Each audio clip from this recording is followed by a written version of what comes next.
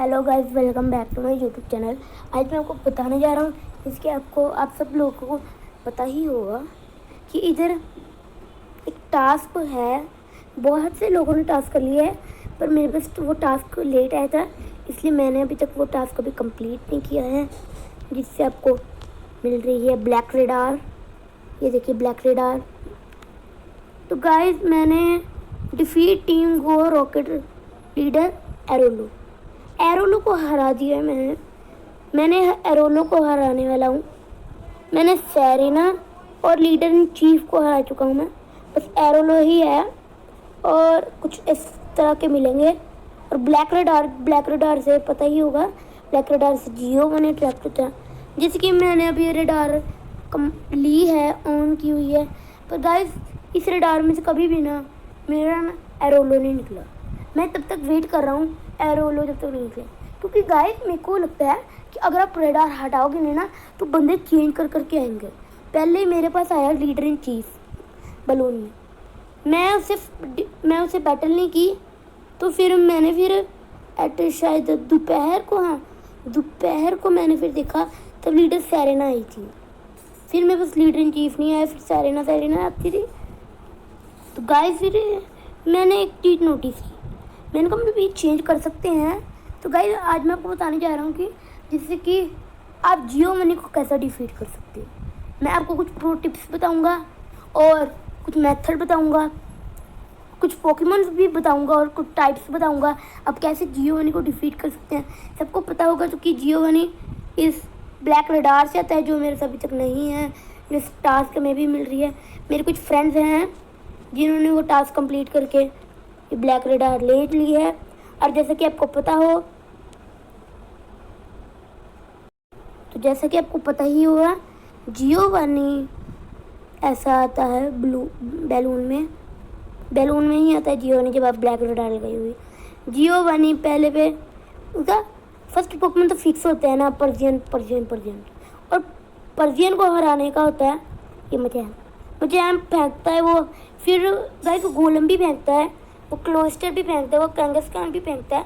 उसका second Pokemon कभी fix नहीं होता, इसलिए ये श्योर करके मैं चली कि सेकंड वो, जैसे आपकी बारी सेकंड उसने कैंगस्कान फेंका है, तो वो अगली बारी भी कैंगस्कान ही फेंकेगा। तो आप कोई फाइटिंग टाइप ले जाते हैं, वो नॉर्मल टाइप है कैंगस्कान, इसलिए आप कोई फाइटिंग टाइप लेते हैं, तो इसकी गलती मत करिएगा। और एंड में इसका वो फेंकता है। पहले गाइस वो ज़ैपाडोर, आर्टिकोन और मोल्ट्रस में से एक फेंकता था, और उससे भी पहले वो म्यूटू फेंकता था, और अब वो फेंकता है। गाइस, जैसे कि आपको पता होगा, पोर्जियन एक नॉर्मल टाइप है, और नॉर्मल टाइप पोकेमॉन को हराने के लिए एक फाइटिंग टाइप पोकेमॉन का इस्तेमाल करना चाहिए। और सेकंड पे मचैम फेंकता है। तो मैं आपको कुछ अब मेथड्स बताने जा रहा हूँ। मेथड्स हैं जैसे कि अगर वो पर्जियन फेंकेगा, तो पर्जियन के सामने आप अपने मचैप को भी लेके जा सकते हैं। जैसे मेरा मचैप अभी तक 2000 का है। वाह, क्या है नज़ारा। 2 4 बारी 2 क्या सीपी है गाइस। ये सीपी बहुत कम मिलती है, मुझे मिली है। तो गाइस, फाइटिंग टाइप पोकेमॉन एक नॉर्मल टाइप पर्जियन के ऊपर बहुत इफेक्टिव होता है, इसके आपको पता हो। गाइस, मेरा मानना है कि आप पहले पे मचैम फेंको, और सेकंड पे मेरे को लगता है कि सेकंड पे अगर वो म्यूटू अपने साथ, आपके पास अगर कोई साइकिक टाइप है तो उसको रखो ही। जैसे मैं अपने साइकिक टाइप में मैं अपना म्यूटू रखूँगा। तो गाइस, जैसे अगर वो मचैम फेंकता है तो हम म्यूटू को इस्तेमाल करके जीत जाएंगे आराम से। अगर वो गोलम फेंकता है, और मैं गैराडोस भी रखूँगा, क्योंकि गैराडोस वो जैसे फायर टाइप के ऊपर इफेक्टिव करेगा। और हाँ, अगर वो रॉक टाइप गोलम फेंकता है तो भी हमारा गैराडोस उसके ऊपर इफेक्टिव होगा। अगर वो क्लोस्टर फेंकता है, क्लोस्टर के वजह से मैंने सुना है चांसेस कम ही होते हैं, इसलिए क्लोस्टर को ज़्यादा ध्यान मत रखिए। अगर वो कैंगस्कान फेंकता है, कैंगस्कान के भी चांसेस कम होते हैं। सबसे ज़्यादा चांसेस मैं आपको बताऊं तो मचैप के होते हैं उसके। इसलिए मेरा मानना है कि आप म्यूटू को तो ज़रूर रखिए। और आखिर में आप किसी रॉक टाइप को भी रख सकते हैं। जैसे मेरा सबसे शक्तिशाली रॉक टाइप में यही है, गिगालिथ। जैसे आपको पता ही होगा, रॉक एंड रोला का थर्ड स्टेज है ये गिगालिथ। ये मेरा, इसे मैंने ट्रेडिंग से इन्वॉल्व करके बनाया है। और एक मेरा गोलम है, पर मैं गोलम लेके नहीं जाऊँगा क्योंकि गोलम मेरा 12 नंबर का रॉक थ्रो करता है। और जो मेरा गिगालिथ है वो स्मैक डाउन करता है 16 का, क्योंकि स्मैक डाउन होता भी बड़ा शक्तिशाली है। तो गाइस गिगालिथ आप रख सकते हो के लिए। हो के ऊपर इफेक्ट करेगा क्योंकि हो फ्लाइंग भी है और फायर भी है। फायर के लिए रॉक टाइप भी होते हैं और फ्लाइंग के लिए भी रॉक टाइप होते हैं। तो इसलिए ये 3 आपको पोकेमॉन लेके जाने हैं। एक तो पहला मचैम्प, दूसरा म्यूटू,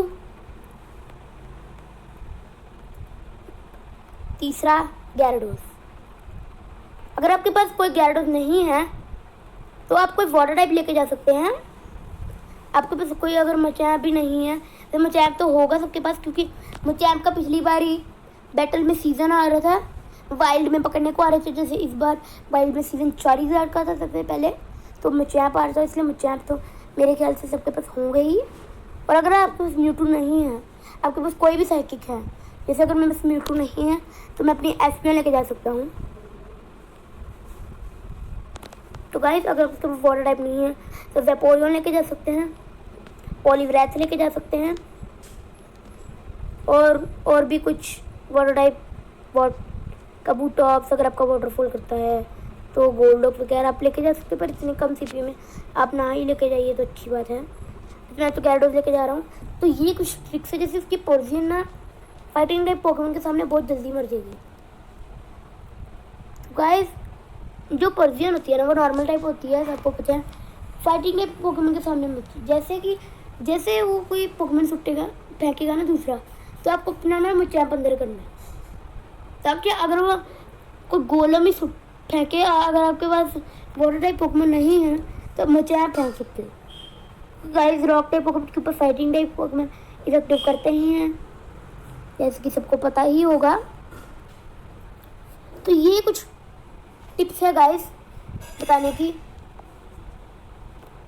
सेमाजेंटा एक फाइटिंग टाइप है, पर मेरे को जितना लगता है ना, सेमाजेंटा फाइटिंग टाइप मूव बस आपका भरने में ही करेगा। क्लोज कॉम्बैट मेरा करता है वो। वैसे नॉर्मल अटैक में या तो वो मेटल क्लॉ करेगा या तो वो आइस फैंग करेगा, जितना मेरे को नॉलेज है। बाकी आपको तो पता नहीं। तो गाइस ये कुछ टिप्स हैं जियोनी को हराने की। अगर आपको हमारी वीडियो अच्छी लगी हो तो प्लीज़ उसे लाइक कर दीजिए, कमेंट कर दीजिए और सब्सक्राइब कर दीजिए। मिलते हैं अगली वीडियो में, तब तक के लिए बाय।